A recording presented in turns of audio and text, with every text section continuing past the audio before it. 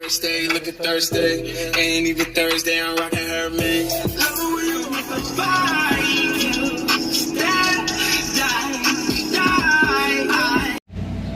Alright guys, so honestly I should have recorded it from the beginning, but I felt like it was pretty self-explanatory, but then again it's not.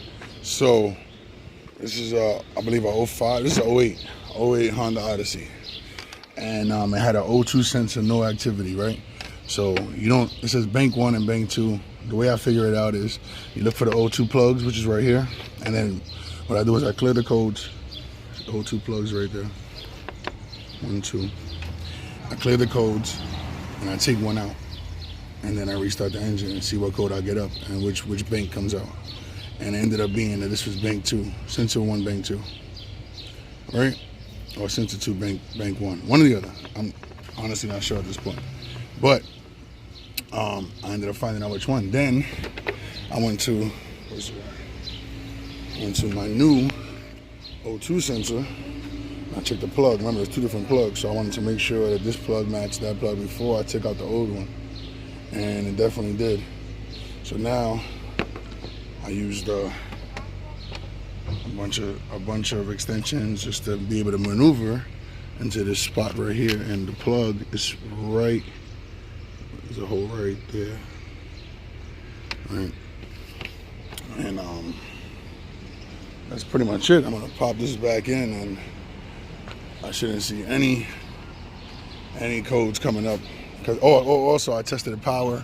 There is power coming to these lines, right? So I didn't even see this. You see, this is crazy. I'm gonna rewire that out. Yeah, I got it. Yeah. Yep. Confirm old one or new. Actually, this one looks longer, but yeah, I know, same plug. All right, this is the original one, all burnt out. So I put this one in, and hopefully everything goes good. And it's hard to show you, but what I do is I did it with my hand. I spin it because remember there is a wire connected to the top of it. Oh shit!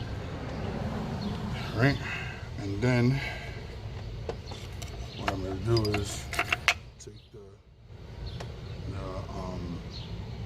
spark plug socket, right, which has a space for the wire, put on the side, take this little extension and then ratchet in. Not a lot, honestly. Boom. So it's on. See the wire, you're gonna see it spin in a second.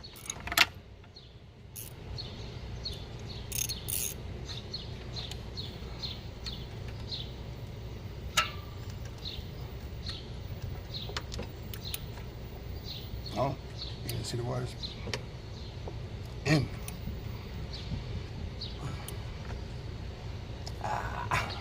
Good though. It's in there, yo. So connect it up, clear the codes, restart the engine, and the job is done. Has a little clip that goes into the metal slide, hand down. Slide it in.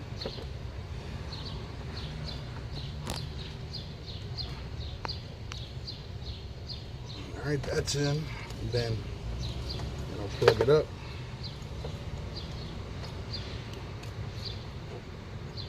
Very dirty job.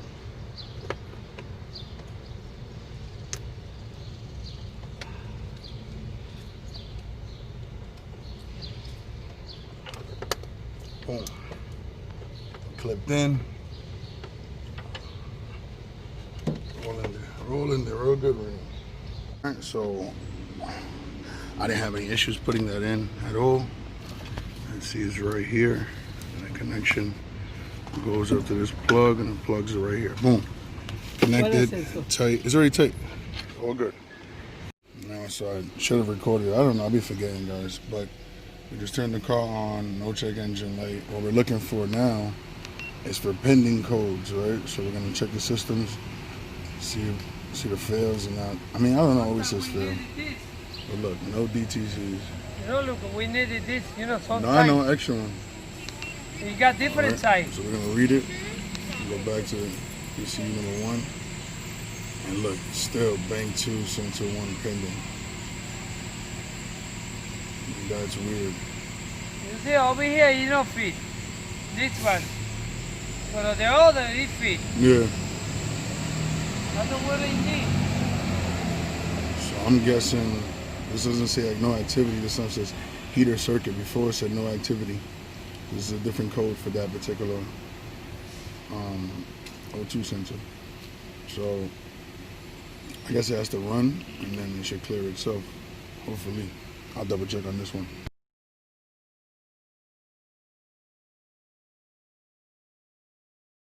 But don't forget to like, subscribe, and comment. I appreciate y'all. I'm extremely happy. P0155 and P0156 for the Honda Odyssey is definitely the top oxygen sensor. I had an issue where I bought the aftermarket one. That was $50 on eBay, and I was hoping that was gonna work. And when I got it, a different code came up. Right? So I said, listen, let's try this. Go to AutoZone, we'll buy the original one. You know, it's supposed to be $130. We'll put that in. If it doesn't work, we can always return it and then figure out another problem. It could be a wiring problem. I get to AutoZone and it ends up costing me $210, not $130, because even the one that the guy gave me for $130 was the wrong one. So $210 is gonna cost you to fix that light, right? And I changed it. What's good, bro? I changed it, right? And like 2 or 3 days ago, 2 days ago, and my grandfather was like, clear the codes. And I was like, nah, but I'm like, I want him to run it because with a muffler system, the codes go off of the readings that the signal is giving you.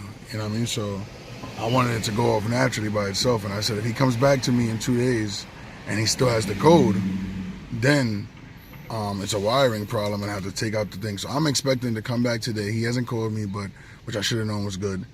I'm expecting to come back today and him tell me that he had a check engine light is on, and then I brought the machine, right, and I was gonna clear it, and I had to do his brakes also. So I already knew that I was gonna just spend a little bit of time doing his shit. And I was like, hey, the check engine light's on? He's like, no. He's like, I drove to Coney Island when I got there or whatever. I guess it went off, and it hasn't been on since. And I was like, that's great news, man. That's exactly what I want to hear, you know, as a mechanic. So I was extremely happy. I was just like, yo, that's dope, you know. Just to like get the sense that you know what you're talking about, you know, like we do it over and over again, but every job is different. You gotta remember that. So I'm over here giving him my options and saying, hey, listen, we could try this, we could try this. Worst case scenario, we waste this amount of money, we could get it back. And he wasted the money, and the problem is solved. So he's like, okay, cool. Well, I had to spend that bread, but now it's over with. You know, now I got nothing to worry about. So I'm extremely happy. There's no check engine light. That's beautiful. He wants to take it on a trip. He said he's going to South Carolina or something like that.